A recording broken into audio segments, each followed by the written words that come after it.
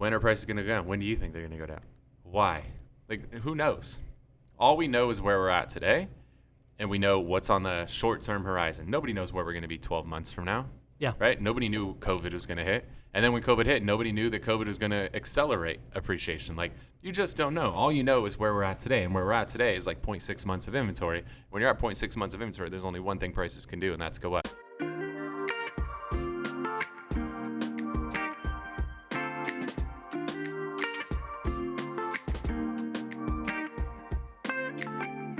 Welcome to the Whissel Way Podcast. My name is Kyle Whissel, your host with Whissel Realty Group and eXp Realty in San Diego. And I'm Bryan, Koci, the media director here at Whissel Realty Group.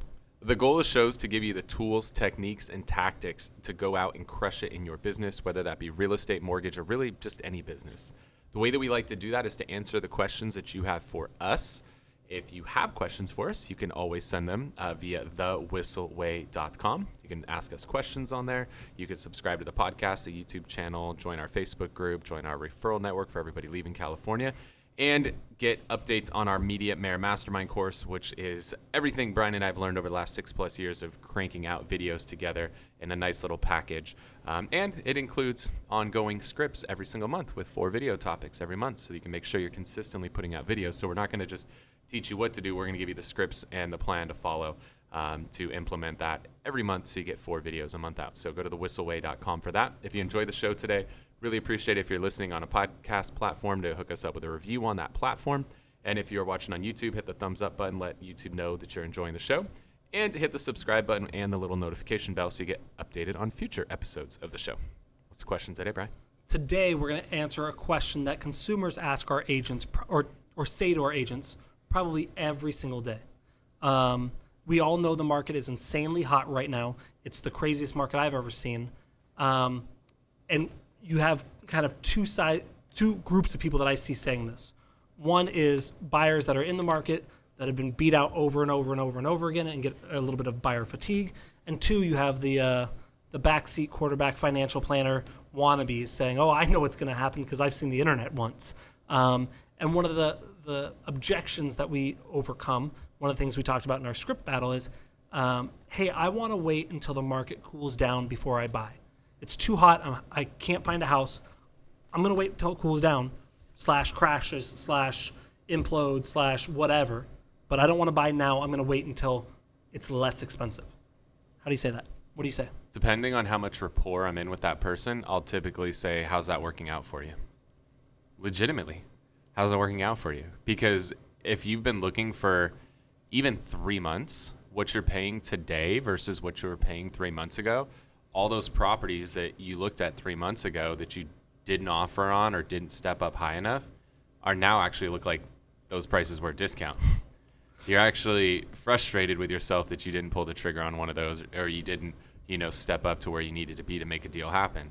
So if somebody says that, they know that, right? If they've legitimately been looking, they're just frustrated. Yeah. And so they don't want to stop. You have to understand that's not what they really want to do. They just haven't been able to figure out a way to accomplish what their goal is, and so the only solution is just to quit. Which happens, right? I mean, we've all dealt with that in life. Like, Absolutely. We've wanted something bad enough, and it just didn't work out, and at some point, you just quit.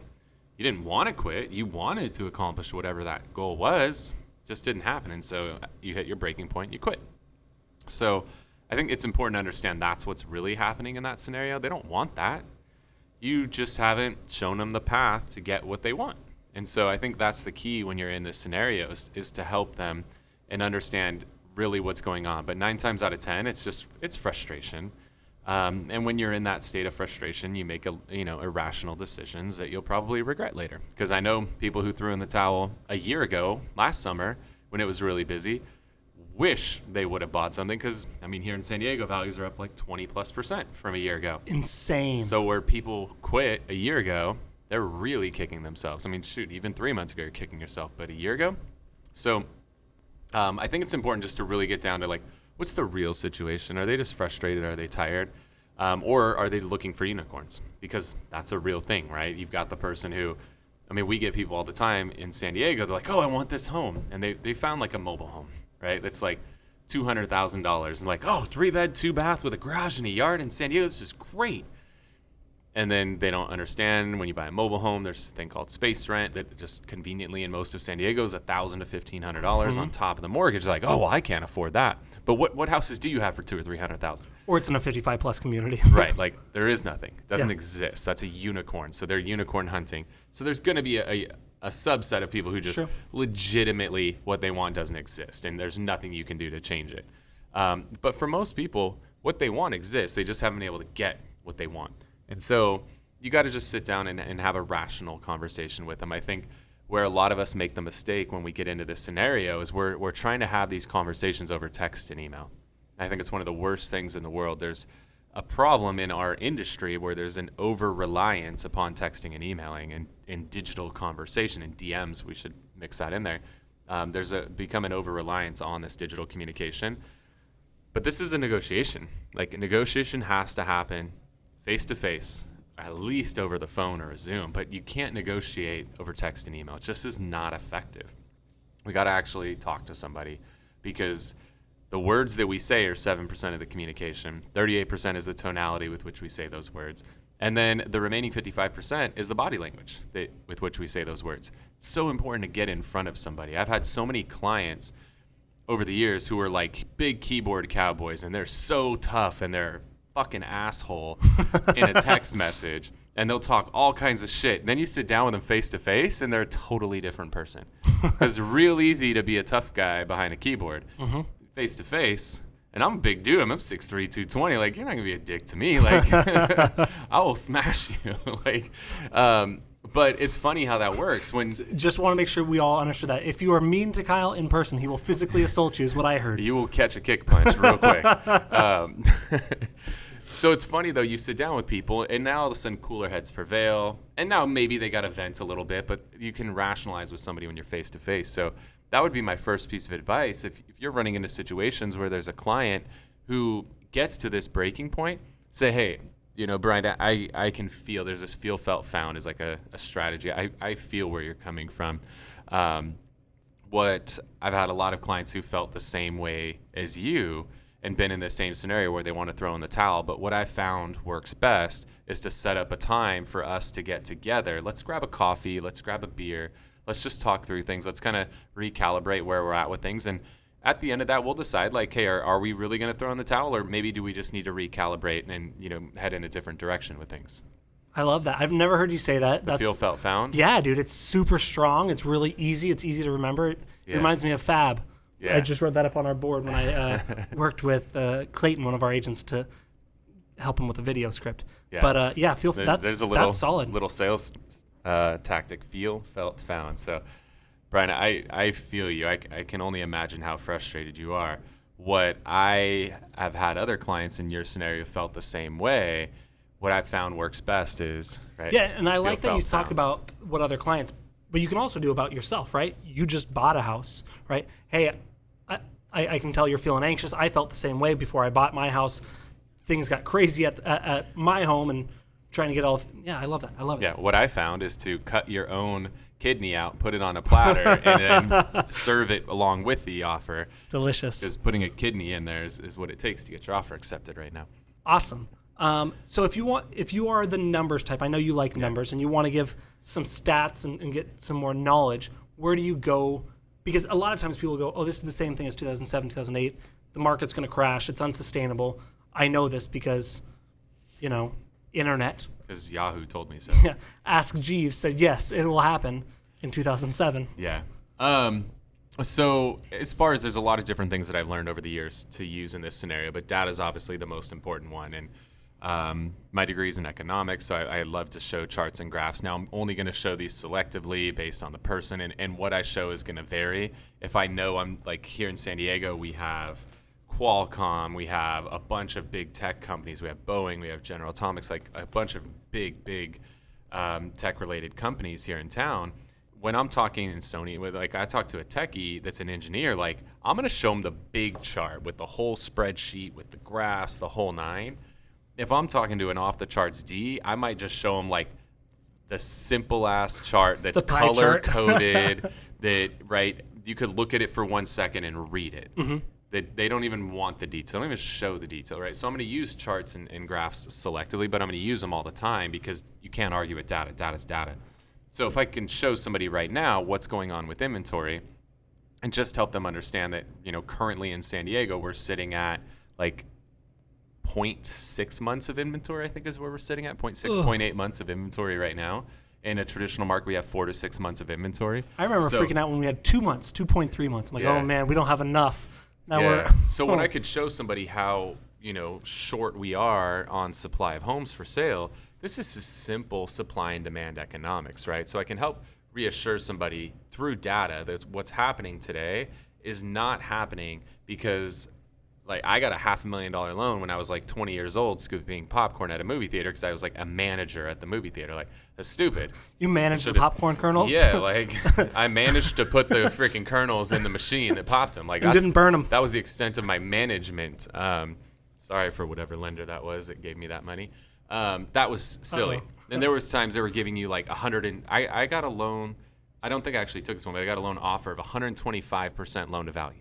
That means they paid me to buy the house. Like, I didn't have to put any money in. And then when it closed, they were going to give me 25% of the money back afterwards. Like, it was stupid. So Tom's like, can I have like, that? Where was that?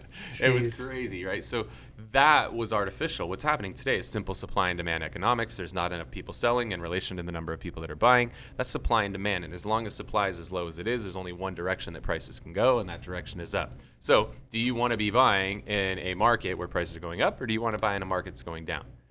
Right? That's a conversation I'm having with a client. The other thing is people say, well, like, I want to wait till prices go down, and then I'm going to buy. When are prices going to go down? When do you think they're going to go down? Why? Like, who knows? All we know is where we're at today, and we know what's on the short-term horizon. Nobody knows where we're going to be 12 months from now. Yeah. Right? Nobody knew COVID was going to hit. And then when COVID hit, nobody knew that COVID was going to accelerate appreciation. Like, you just don't know. All you know is where we're at today. And where we're at today is like 0.6 months of inventory. When you're at 0.6 months of inventory, there's only one thing prices can do, and that's go up. So do you want to continue waiting and watching prices go up? Because it's only going to become more unaffordable to you. And you can also just look at the data of what the Fed is projecting to do with the federal funds rate, which typically mortgage rates tend to move in the same type of direction as the federal funds rate. They're not directly tied, but there tends to be correlation. There's also prediction that interest rates are going to go up. So do you want to buy now while rates are where rates are whatever, today we call them at 3%. Historical lows. Right. And you know that prices are going to go up over the next 12 months. Do you want to buy now or do you want to wait? Because in 12 months from now, based on the rate of appreciation, the home's going to be 20% more expensive a year from now. So that $1 million home is now $1.2 million. And your rate is going to go from 3 to 3.5% projected. So now here's what your payment would be today on that home. Here's what your payment's projected to be on that home, and show a side-by-side analysis of what it's going to cost that person. Yeah, I was talking to a buddy of mine who's in escrow in a place right now, and he said, well, we're gonna save up money for the next year. And I said, look, you're looking at a $700,000 place. If it increases 20% year over year for in the next 12 months, like Kyle thinks it is, that $700,000 house is going to be $140,000 more. Are you going to save up more than $140,000 in the next year? You're not. Then then buy now. It's called opportunity cost. Exactly. Yeah, the cost of waiting is absurd right now. Now, I know you're a numbers junkie. I know you're a tech nerd. You can probably export all of the MLS and build out graphs and do all that. If someone, probably most people listening or watching, are not interested in doing that, I know there's a resource that we use that can give really easy graphs, really easy explanation, and gives you all as a lot of data so you can show high Ds, high Cs, whatever you want to go with. Talk a little bit about that. Yeah, most MLSs have a relationship with some sort of data aggregator. Ours uses Fast Stats, which I love. Their graphs are very simple, easy to read, and they have the detailed version and the simple version for people. There's other companies, I know some MLSs integrate with like Trend Graphics. Some integrate with InfoSparks, and there's a ton of different data providers out there. And shit, if your MLS doesn't, go on Zillow, go on Redfin. Like, the data's all there. Yeah. Right? Like, the data's not hard to find. Your clients actually have the data. They know it. They just might not want to look at it. They might be turning a blind eye to it, but show the data. You could find the data. So if you can't find the data, that sounds like it's you just not putting in the effort, because the data is there. It's accessible. And if you don't want to do any of those, I kept trying to lead you this way, but you didn't pick up on it. Keeping current matters. Yeah. So yeah, keeping current matters is great. We love those guys. And what you can do with them, they have some really cool charts. They actually have cost of waiting charts to just give you side by sides, and they have them at like $100,000 increments. So, if you're in some markets, your average price is 200, and others, your average price is, 1.2 million. So they have cost of waiting charts that help people understand what is it going to be today versus what's it going to be a year from now, assuming appreciation and interest rate rise. So they have some really good stuff. Those guys aggregate a lot of data. And there's like a monthly fee for keeping current matters, but it's worth its weight in gold. We use that constantly. Yeah. And one of the things that I love about them is they, again, create charts for everything. So even here in San Diego, we can go on an appointment with someone that's looking for a $350,000 condo, and we can bring a chart. We can show that same chart, but a different iteration when we go on a $900,000 listing appointment too. Same chart, same information, but just, organized so that way it's not one giant chart. Yep. The only thing that to note and be aware of with that is they usually, I think almost always, do national averages. So if you are significantly higher or significantly lower than the national average, still can absolutely use them. Just use it with that knowledge. And when presenting, saying this is the national average, we are twice the national average in terms of appreciation. This is what they think the nation's going to happen. You can double it for us or have it or whatever. So cool. All right. Well, hopefully that helped give you a little bit of ammunition and some strategies for overcoming that objection. Before we dive into our widget of the week, which is something that saves us time, makes us more money, or helps us have more fun in the industry, we want to just put it out there again. If you have a question you want to have us answer on a future episode of the show, you can always go to thewhisselway.com. Ask us questions on there, subscribe to the podcast and YouTube channels. You can join our referral network, our private Facebook group, and get details on our Media Mayor Mastermind video course. If you're enjoying the show today, if you got some value out of it, really appreciate it. If you're on a podcast platform, hook us up with a review. And if you are watching on YouTube, hit the thumbs up, the subscribe button, and the little notification bell so you get notified of future episodes of the show. What do you got for us today, Bryan? So my widget this week is something that adds massive value to our listings and to our sellers while adding 5 minutes and $20 to our bottom line. What we do is we've already talked about this in a previous episode. We use the iSpy 360 camera to take 360 photos of the property that we can upload to Zillow, which helps our Zillow ranking, blah, blah, blah. That's all great.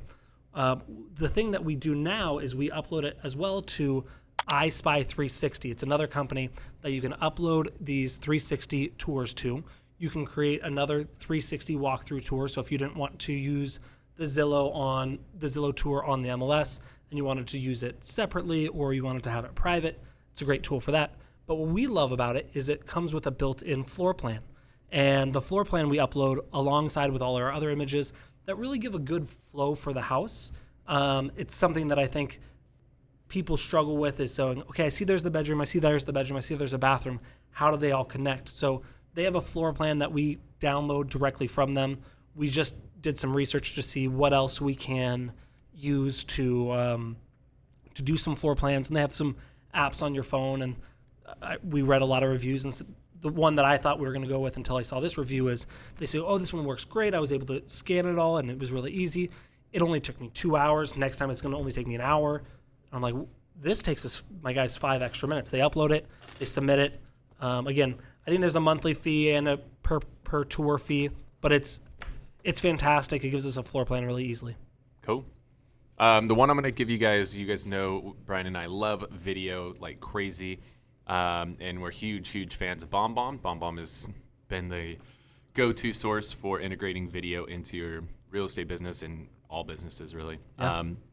But maybe you're just starting out and you just don't have check equity right now. You just can't stroke the check for it. I think it would be one of those things I would find a way to stroke the check, but maybe it just doesn't fit and you just can't afford it for whatever reason. But you still want to be able to send video emails and video texts and stuff like that out to your clients.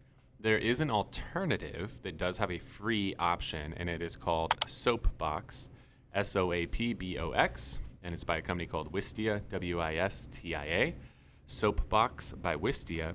and it will allow you to do some of the same things that you can do with BombBomb. So you can actually record videos and you can send them via emails. It doesn't have all the integrations and the analytics and all that stuff like BombBomb does, but Which is beautiful. which is beautiful, but it gets the job done. Yep. Right? And if you're starting out, sometimes you just got to get the job done. Doesn't need to be perfect, because done is better than not done.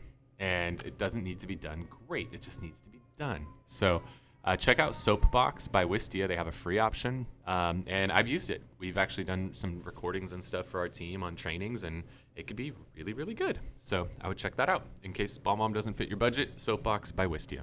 Cool. Awesome. Well, I hope you guys got a lot of value out of the show today. Really appreciate you tuning in to this episode of the Whissel Way Podcast. See you next week. Wait. Before you leave, I want to share some more tips and tricks that we're using in our business to take it to that next level. Just click right here. And don't forget to subscribe. Click right here.